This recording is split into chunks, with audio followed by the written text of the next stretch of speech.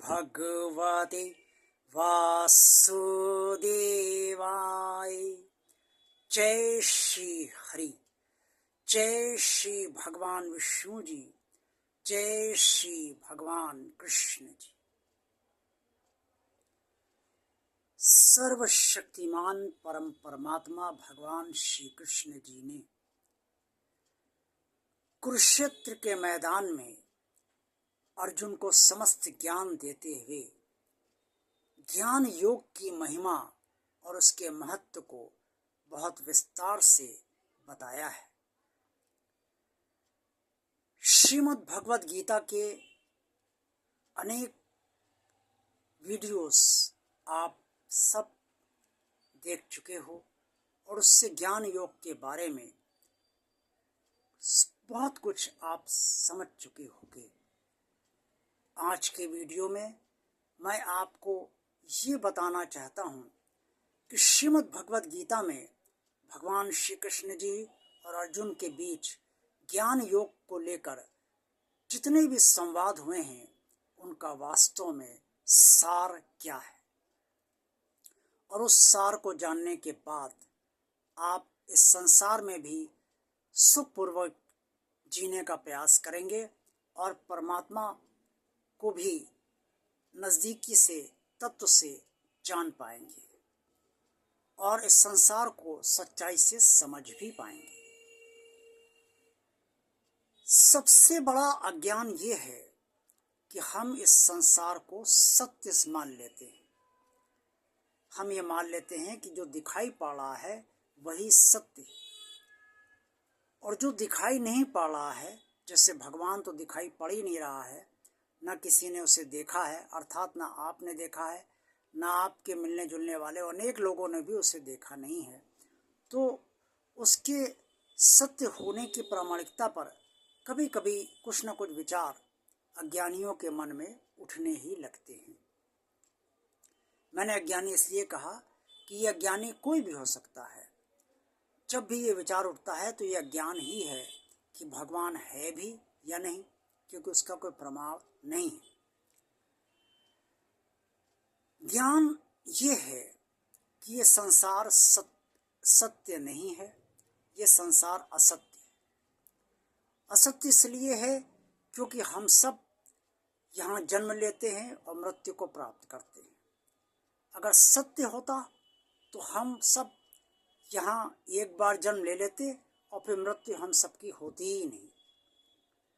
यहाँ की जितनी भी भौतिक वस्तुएं हैं वो सब नश्वर हैं और समय के साथ नष्ट होने वाली हैं, और यहाँ के जितने भी रिश्ते हैं वो तभी तक है जब तक उनका जीवन है या जब तक हमारा जीवन है। तो जब सब कुछ अस्थाई है, असत्य है, तो फिर असत्य ही अस्थाई ही असत्य होता है। तो ये संसार सत्य कैसे हो सकता है? अब सत्य क्या है? सत्य ये है कि जिसने इस संसार को रचा है, जिसका नाम परमात्मा है, ओम है, या आप परमात्मा को जिस रूप में मानते हो वो स्वरूप है, तो फिर उसी ने ये संसार रचा है और वही इस संसार को चला रहा है, वही इस संसार का पालन पोषण कर रहा है और वही इस संसार का संहार भी करता है, प्रलय भी वही करता है। तो वो परमात्मा ही सत्य है। जब ये संसार असत्य मालूम पड़ने लगता है और जैसे जैसे हमारे अंदर ज्ञान उदय होता है, वैसे वैसे संसार को हम असत्य मानने लगते हैं और हमारा ज्ञान नष्ट होने लगता है। जितना ज्ञान हमारा नष्ट होता है, हम इस संसार को गहराई से धीरे धीरे समझने लगते हैं, और जैसे जैसे संसार के सच्चाई हम समझते जाते हैं उतना ही नज़दीक हम भगवान के पहुँचते जाते हैं और भगवान से जुड़ते जाते हैं। सत्य तो ये शरीर भी नहीं है, क्योंकि शरीर की आंखें कब बंद हो जाएंगी, अर्थात कब मृत्यु इस शरीर को ले जाएगी, अर्थात कब मृत्यु शरीर की हो जाएगी, ये हमें भी नहीं पता होता। तो जब इस शरीर की मृत्यु होनी है तो ये भी असत्य है, सत्य क्या है? सत्य इस शरीर के भीतर स्थित परमात्मा का दिया हुआ दिव्यांश आत्मा ही है। और जो आत्मा है उसी को वो इस शरीर का संचालन कर रही है, और इस मृत्यु के बाद उसी को इस शरीर को छोड़कर जाना है। वो वहीं जाती है जहाँ परमात्मा उसे बुलाता है या जाने देता है। तो संसार का सबसे बड़ा असत सच ये है कि ये संसार छूटा है, इस संसार में कुछ रखा नहीं है। लेकिन फिर भी जब तक जीवन है तब तक इस संसार में जो कर्तव्य दायित्व उत्तरदायित्व है उन्हें हमें संपूर्ण करना ही है। ये नहीं कि संसार झूठा है तो हम हाथ पे हाथ रख कर बैठ जाएं। यहाँ के सारे रिश्ते नश्वर हैं तो हम किसी रिश्ते को निभाएं ना, और किसी रिश्तों का की कदर ही ना करें। ऐसा नहीं होना चाहिए। भगवान भी जब इस छूटे संसार में उसने अवतार लिया तो उसने वही सब किया और हम सबसे करवाया जो हम सब आज भी कर रहे हैं। रिश्ते निभाए भगवान ने भी, सारे सांसारिक कर्तव्य दायित्व उत्तरदायित्व को संपूर्ण किया। दरअसल ये संसार एक कर्म भूमि है और हम सब यहाँ कर्म करने आते हैं, और कर्मों के द्वारा अपने लिए फल का निर्माण करते हैं। कुछ फलों का भोग हम इसी जन्म में कर लेते हैं, और बहुत सारे कर्मों का फल का भोग जिनका हम इस जन्म में नहीं कर पाते हैं वो अगले जन्म में या आने वाले जन्मों में हम करते हैं। तो ये ज्ञान के जरिए ही संभव होता है, और ये ज्ञान तभी होता है जब हम या तो किसी गुरु के सानिध्य में, जो योग्य गुरु हो, सब गुरु नहीं, जो योग्य गुरु हो, या फिर श्रीमद् भगवद गीता का अध्ययन, चिंतन और मनन करें, या फिर किसी श्रीमद् भगवद गीता के भक्त से श्रीमद् भगवद गीता का श्रवण करें और उनसे ज्ञान लें, और या फिर हम स्वयं ही भगवान से प्रार्थना करें कि वो हमें हमारे भीतर अज्ञान को नष्ट करे और ज्ञान को प्रकाशित करे।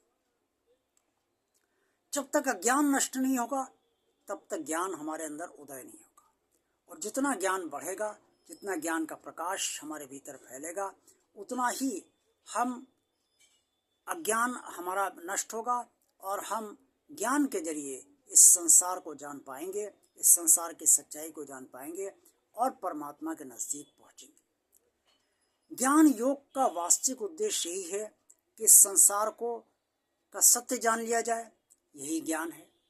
और दूसरा उद्देश्य उसका ये है, सबसे बड़ा उद्देश्य ज्ञान योग का ये है कि परमात्मा को तत्व से समझ लिया जाए, यही ज्ञान है, यही ज्ञान योग है। तो ज्ञान के जरिए ये सब संभव होता है। ये सब जान जाएंगे और ये सब जैसे जैसे समझते जाएंगे वैसे वैसे आपका जीवन भी सरलता से चलता रहेगा, और आप तमाम चिंताओं तनाव कुंठाओं से मुक्त धीरे धीरे होते जाएंगे, और इस जीवन को आसानी से जी सकेंगे और परमात्मा के भी नज़दीक पहुंच सकेंगे। आज का वीडियो अगर आपको अच्छा लगा है तो इसे लाइक अवश्य कीजिए। भगवान और आप चैनल आप सब देखते रहिए। जिन श्रद्धालु भक्तों ने भगवान और आप चैनल अभी तक सब्सक्राइब नहीं किया है, वो भगवान का कार्य आगे बढ़ाने के लिए और भगवान का कार्य करने के लिए भगवान और आप चैनल को सब्सक्राइब कर दें। कमेंट्स बॉक्स में आप सब जो कुछ भी कहना चाहें वो अवश्य कहिए, और इस चैनल को ज़्यादा से ज़्यादा लोगों को शेयर कीजिए ताकि आप सबकी तरह अन्य लोग भी इस चैनल से लाभ उठाते रहें। इंस्टाग्राम पे भी आप भगवान आप चैनल अवश्य देखिए, वहाँ फॉलो कीजिए, लाइक कीजिए, और कमेंट्स बॉक्स में इंस्टाग्राम में आप जो कुछ भी कहना चाहें वो अवश्य कहिए। देखते रहिए भगवान आप चैनल, आप सबका कल्याण हो। ओम नमो भगवते वासुदेवाय।